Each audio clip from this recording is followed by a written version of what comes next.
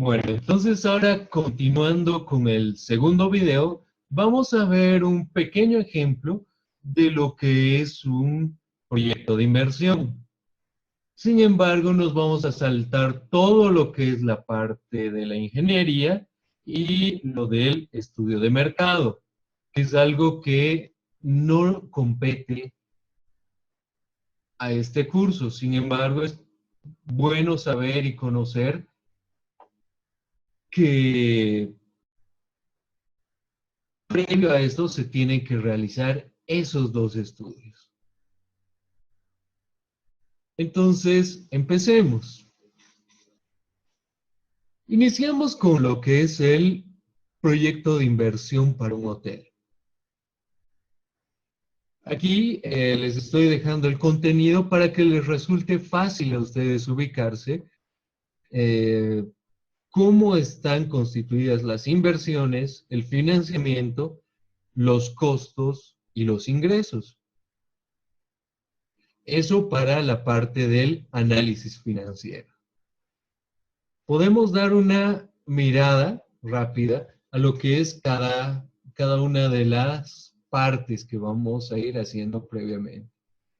Si se fijan, entre los activos fijos se enumeran todos los activos, valga la redundancia, que se van a necesitar en el proyecto. Entonces aquí podemos ver los muebles y enseres, el mobiliario, si se fijan aquí es bastante detallado ya que es un hotel y se van a necesitar constantemente, por ejemplo, toallas, secadores de cabellos, sets de jabón, para así poder dar un buen servicio al cliente. Todo esto tiene que considerarse muy a detalle porque son gastos, si se dan cuenta, que van a influir en el proyecto. En este caso, son 200.000 bolivianos que van a irse sumando a los costos del proyecto. Y son estos costos muchas veces que se van a ir generando de manera constante cada año. Ahí vemos los activos diferidos, por ejemplo, donde vemos la construcción legal de la empresa, la licencia de funcionamiento, la de edificación, el registro en Fundempresa. Todo este ejemplo es muy basado en la realidad nacional, entonces vamos a utilizar, se han utilizado todos los documentos que se necesitan, por ejemplo, para inscribir a una empresa. Todo lo que es requerido por ley, AFPs, caja, están considerados en este ejemplo y pueden verlo muy a detalle.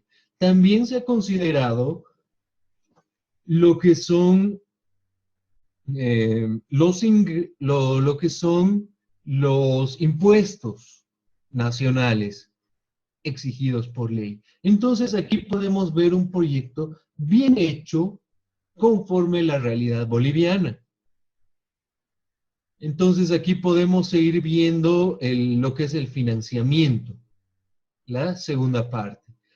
Y ahí vemos qué cosas van a ser compradas con el capital propio.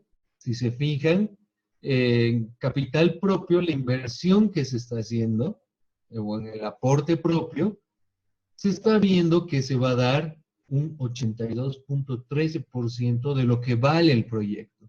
Es por eso que empezamos con los activos, para saber cuánto vamos a necesitar de dinero. Luego pasamos a lo que es conocer el crédito, es decir, cuánto necesitamos prestarnos. Y en este caso va a ser el resto, lo que falte. Si en este caso hemos podido aportar 2 millones de bolivianos, 600.000 bolivianos nos falta para poner en marcha este proyecto. Y vamos a ver qué cosas nos faltarían. Muchas veces esta inversión no se da en efectivo. Puede ser que el dueño ya tenga, por ejemplo, los terrenos, ya tenga estos terrenos, y eso quiere decir que no va a aportar en efectivo, sino va a aportar en terrenos. Y van a haber algunas cosas, por ejemplo, que van a ser va a ser necesario comprar, por ejemplo, muebles y enseres, van a tener que comprar para poner en marcha este proyecto. Una vez que se ha decidido qué cosas se pueden aportar y qué cosas hay que conseguir un crédito, o sea, un préstamo, se pasa al cuadro de amortización.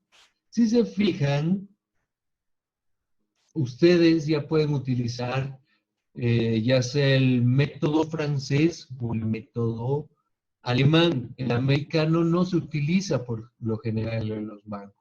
Pero en este caso se está utilizando el método alemán, ya que, o más bien se está utilizando el método francés, si se fijan.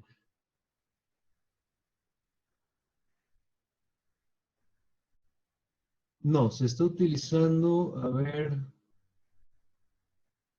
sí, el francés. Se están amortizando montos iguales, el interés es lo que está variando. Posteriormente pasamos a lo que son los costos. Dentro de los costos, como les digo, hay que listar cada detalle que exista. Por ejemplo, los alimentos que se van a utilizar, que se van a dar a los visitantes, los servicios básicos, todo esto sale de una planificación previa. Yo tengo que saber qué servicios voy a prestar dentro del hotel. Puede que de desayunos, almuerzos, cena, y tengo que hacer dentro de mi investigación de mercado cuánto van a consumir y qué necesitan consumir, por ejemplo, para este hotel, mis visitantes, ¿no? Es decir, en cuanto a los desayunos, se, se ha visto, según la investigación de mercado, que se van a necesitar 4.500 desayunos, porque van a ser 4.500 personas. Y puede que hayan raciones extras que se tengan que considerar dentro de la investigación de mercado. Eso también es necesario muchas veces preguntar o averiguar si es que no se hacen encuestas, por ejemplo. Luego pasamos a ver lo que son los servicios básicos, el mantenimiento, los beneficios sociales que se van a pagar. En este caso se han considerado el 37.53. Ustedes tienen que definir siempre cuál es la ley vigente. En ese momento estaba vigente que se pague un 37.53. Luego pasamos a lo que es la alimentación del personal, los gastos administrativos, lo mismo en los sueldos a personal se incluye lo que son los beneficios sociales, aparte de los sueldos. Si no consideramos esto bien dentro del proyecto que hemos hecho, entonces cuando ya pongamos en marcha nuestro proyecto, nos va a variar y nos va a variar con mucho. Por lo general, en cuanto a los sueldos al personal, sueldos y salarios al personal, se llega a gastar en una empresa de producción más o menos entre un 20 y un 30%. Y en una empresa de servicios llega a constituirse hasta un 50% de estos sueldos. Eso quiere decir que si no calculo bien los beneficios sociales, voy a estar en problemas. Lo mismo está lo que son los costos financieros, las amortizaciones que se han ido generando, es decir, estos intereses que se han generado del préstamo. Esos son costos. Las depreciaciones las calculo de esta forma. Veo cuánto es la inversión inicial de ciertos activos depreciables. Los terrenos, por ejemplo, no se deprecian, pero sí las construcciones que están dentro de los terrenos. Veo cuánto es su vida útil y la tasa anual. Multiplico la inversión por la tasa anual y puedo obtener cuánto es la depreciación de cada año de esos mis activos, haciendo de cuenta de que son activos nuevos. Si no fueran nuevos, tengo que hacer las correcciones y los cálculos que son necesarios. Si estoy aportando, por ejemplo, con un edificio que ya tiene 30 años de antigüedad, entonces puede que tenga que considerar que dentro de 10 años ese edificio tenga que ser eh, reconstruido. Luego están los costos de comercialización, como es la publicidad, eh, que puede ser de diferentes formas, la comercialización, si fuera cuestión de algún producto, y entramos a lo que es el resumen general de costos. Como les decía, que dividir esos costos en lo que son los costos variables y los costos fijos. Los costos variables van a depender de cuánto yo vaya produciendo. Si se fijan aquí, tengo una capacidad utilizada que va aumentando. El año 1 no voy a tener visitantes al 100% porque van a empezar a conocer mi producto. Y tengo previsto, según la investigación de mercado, que voy a empezar con un 44% de la capacidad total que tiene mi hotel en este caso. Luego, en el año 2, voy a subir un 77%. En el año 3 ya vamos a ir al 100%, en el 4 al 100% y en el 5 al 100%. Entonces, estos costos que he ido calculando, los tengo que calcular con ese crecimiento también. Es decir, si he calculado los costos anuales para el 100% anteriormente, entonces tengo que anotar solamente el 44% de lo que había calculado. Si el año 1, por ejemplo, en cuanto a mantenimiento había calculado que iba a gastar 30.000 bolivianos, entonces en el primer año voy a multiplicar eso por 0.44 y voy a obtener 13.310 bolivianos. Lo mismo con el año 2, multiplico 30.000 por 0.77 o por 77% y obtengo ese valor. En cuanto a los costos fijos, estos van a ser constantes, excepto con algunas cosas, por ejemplo, si se fijan aquí, como los gastos financieros. Esos, a pesar de que son fijos, van año, ya que los intereses se van a ir reduciendo. Voy a pagar menos interés cada año porque se va a ir reduciendo mi deuda. Eso quiere decir que, a pesar de que dice que son costos fijos, van a variar cada año. Y finalmente sumo estos costos variables con los costos fijos para saber cuál es el costo total de cada año. En cuanto a los ingresos, voy a calcular lo mismo, según la capacidad que voy a tener. El año 1 voy a tener el 44% de la cantidad total que está prevista para que pueda tener el hotel. Entonces, si en el 100% voy a tener 730 personas que se alojen en mi hotel, en la estancia clásica, entonces multiplico eso por el 44% y voy a tener para el año 1 que solamente van a ir 324. Si se fijan, aquí yo puedo dividir en diferentes productos o en este caso diferentes servicios. Tenemos el servicio de lo que es la estancia clásica, estancia media y estancia completa. 3 tipos de servicios en los que vamos a ir calculando cuánta gente va a ir a cada servicio y ¿cuánto de ingresos me va a generar esto? Luego entonces voy a sacar un resumen de estos ingresos y voy a tener cuántos son los ingresos totales. Una vez que hago eso, puedo ver cuánto es la cantidad demandada anual, por ejemplo. Aquí tenemos del año 2020, 21, 22, 23 y 24. Y vemos cuánto va aumentando en cantidad. Esto sacamos del estudio de mercado y nos sirve justamente para esta tabla que habíamos hecho previamente. También calculamos la capacidad utilizada, como habíamos visto. Empezamos con un 44%, luego 77% y luego los demás años al 100%.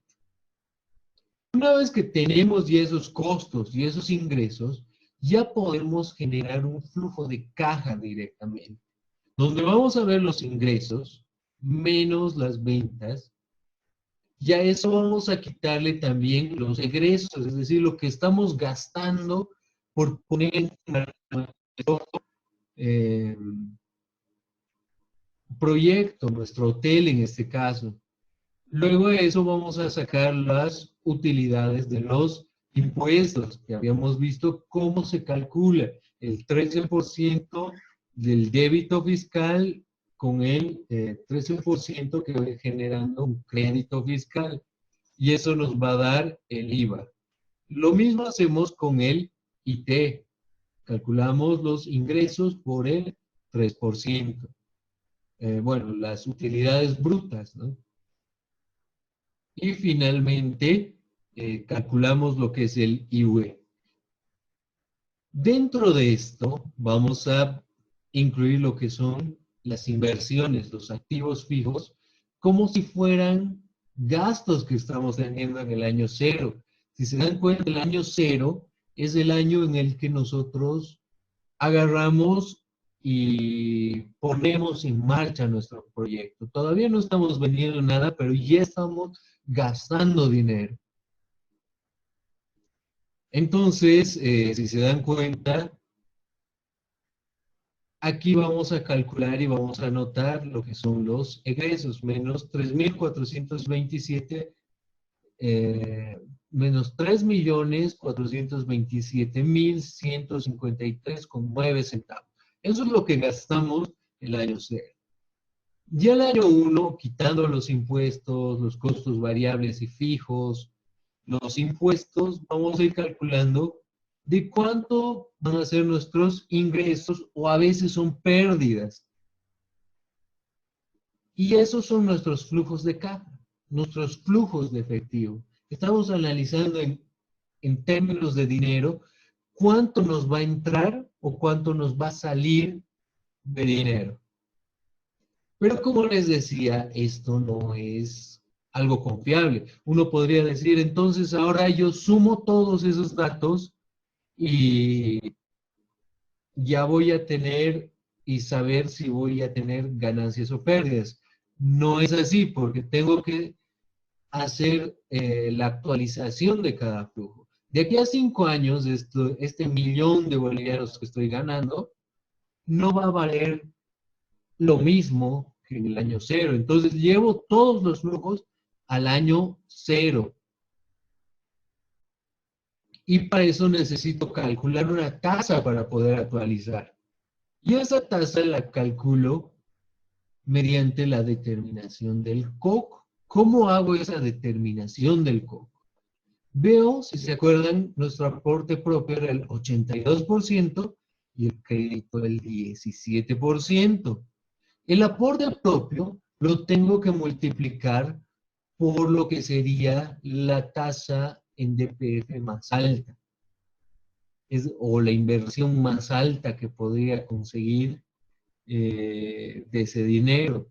Es decir, que ¿cuánto ganaría ese aporte que yo estoy teniendo, que yo estoy dando en dinero? ¿Cuánto podría ganar si lo pusiera en un DPF? Eso es lo que me quiere decir. Y el crédito, en base al porcentaje que yo estoy teniendo de interés que me cobre el banco, que me va a cobrar para conseguir ese crédito. Multiplico cada uno y sumo los dos. Y esa suma me va a dar el COC. Ese dato es muy importante para actualizar los flujos. Entonces procedo a hacer la actualización de los flujos. Esto vamos a ver en el siguiente video de cómo hacerlo en Excel. Entonces, saco el valor actual neto, sumando todos esos flujos actualizados. También pueden utilizar las fórmulas que hemos visto en matemática financiera para actualizar deudas, por ejemplo. Podemos utilizar esas mismas fórmulas para poder sacar un flujo actual. Luego sacamos lo que es el TIR. Ya había explicado lo que es el TIR en un video anterior. Lo vuelvo a explicar.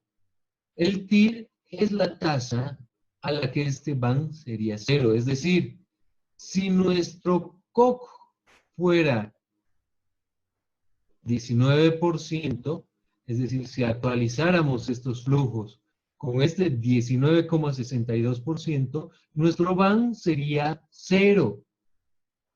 Eso quiere decir que si nuestro COC es más grande que 19, nuestro van va a ser negativo. ¿Qué significa esto? Que tengo que comparar estos dos valores. El COC, que es 5.43, con el TIR. Si están bastante separados, les decía que esto es algo positivo, porque si, por ejemplo, empiezan a haber problemas en el país, va a aumentar este crédito, va a aumentar lo que me cobran por conseguir este crédito. Y va a aumentar esta tasa. Si esta tasa aumentara, entonces sería un problema, porque ya no tendría tantos ingresos, tanto banco. Luego pasamos a lo que es el beneficio-costo. Les decía, es el valor actualizado de los beneficios, es decir, sumo todos estos valores actualizados, que me daría esto, y lo divido entre estos menos 3.000, que es la sumatoria de todos los valores negativos. Si aquí tuviera un valor negativo, sumaría estos dos. En este caso solo tengo un valor negativo, entonces lo divido aquí. Y en este caso el beneficio-costo es 1.50. Es decir, por cada boliviano que invierto voy a recuperar 1.50. Eso quiere decir que es algo atractivo, ¿no? En 5 años, si invierto, estoy invirtiendo como 5 millones de bolivianos, voy a recibir como unos 2,5 más o menos de remuneración. Luego, vemos el periodo de recuperación. Aquí está bien detallado de cómo ir calculando esto y saber en cuánto tiempo voy a recuperar. Pero básicamente, lo que voy haciendo es ver los flujos de caja e irlos acumulando. Es decir, aquí debo, estoy gastando 3 millones. Aquí 400,000 estoy ganando en el primer año. Entonces,